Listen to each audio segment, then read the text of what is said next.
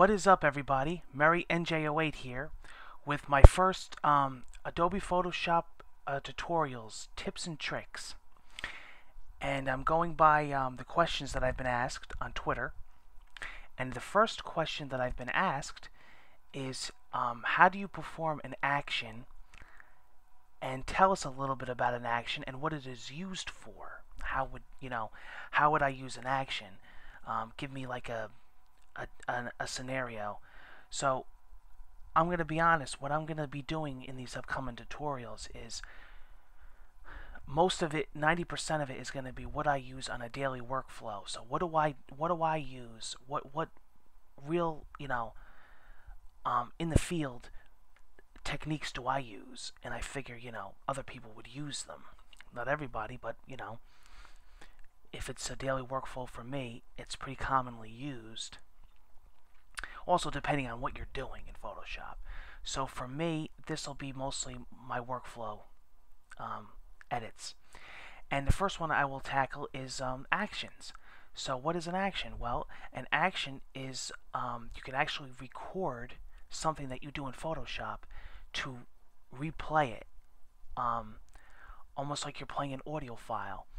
You're screen capturing basically your movements in Photoshop, and you're playing it back. So if you do something to one photo and you notice you're doing it and doing it and doing it, like batch processing, most likely what you should do is you should make an action for it, because you're going to save yourself a lot of time and you're going to save yourself a lot of work. Basically what happens is that you're not going to have to go through the steps to do it to every image. So you could just drop all the images at once and apply that action to all of them, or to individual photos. And it's with just the hit of a play button, like you would play an audio file. It's an action, and you can stop it. You could start it whenever you want, do the action, and you could stop it. And then that action is saved. You can name the action. You can have many actions. You can have actions to do all different things. There really is no limit. I mean, I'm just going to give you one small, easy step of a scenario that I would use an action, but it doesn't end there. I could go on and on for days just with actions. You could do actions to pretty much anything you want to do in Photoshop.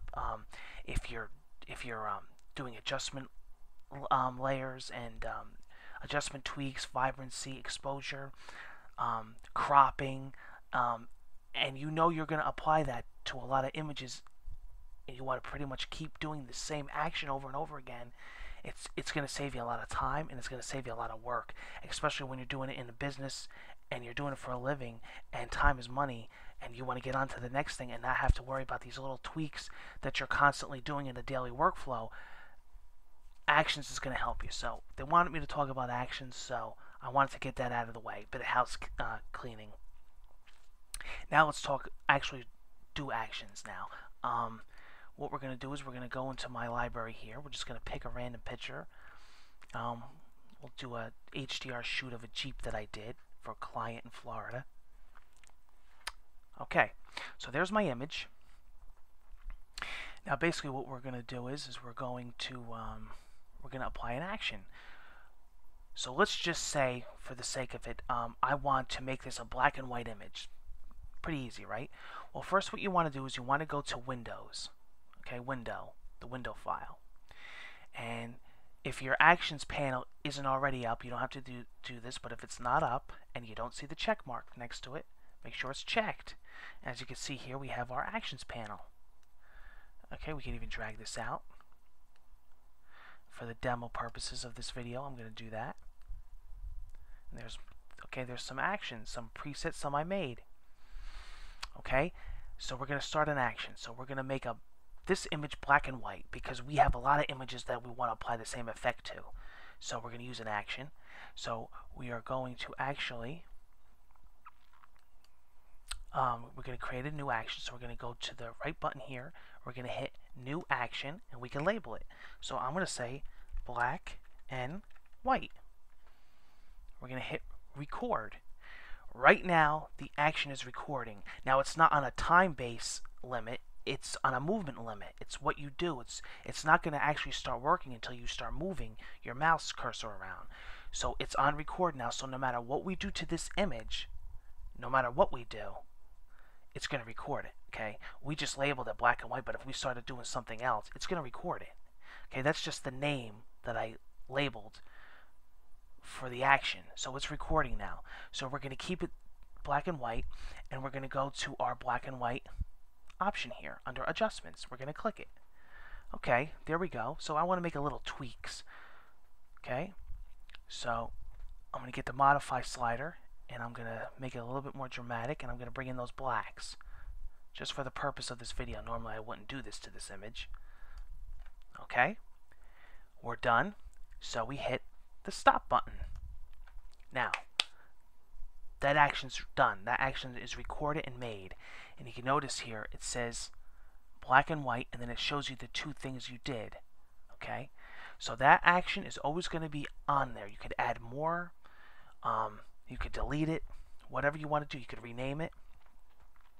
Okay, so that's great. So let's close this image. We're done with that image. So say we save it. Well, we're not gonna for this video.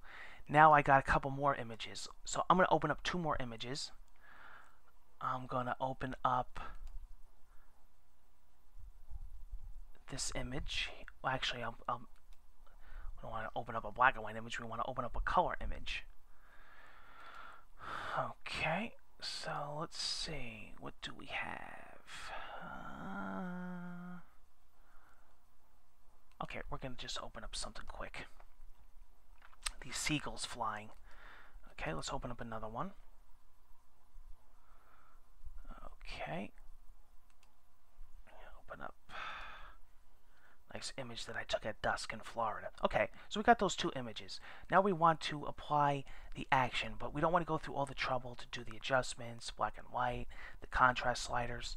We don't want any of that. We just want to hit one button. What do? We go to our actions panel. We highlight the black and white, and we hit the play button. Now watch. Done. Go to the next one. Done. Just like that. And that's an actions panel. That's an action. And you know, it's not limited to just black and white. You could do an assortment array of actions. Actions is actually a very powerful option in Photoshop if used correctly. It can do a lot of things. It could save a lot of time, and it could definitely get you through your workflow. And I use it every day. I use actions quite a bit. I use it for cropping. If I know that I'm doing a group of images, say 60 images for a client, and I know that every single image has to be a certain size, I set an action for a crop. If I know that I'm going to use a vibrancy setting for each image, I do it as an action, and it saves hours and hours of time during your day. I have actions here that I basically use every single day. All the actions are here. I could change them. I could edit them. I'm always adding actions.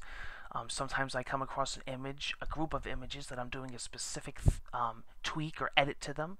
I create an action. I can always get rid of them later if I wind up not using them a lot. So that's your actions. So take advantage of them. Try testing them out. Go along with me. Start out with a simple edit and continue on with them, and you'll actually notice that actions can get very involved. Okay? Thanks a lot for joining me, and I will see you on the next tutorial. Take care.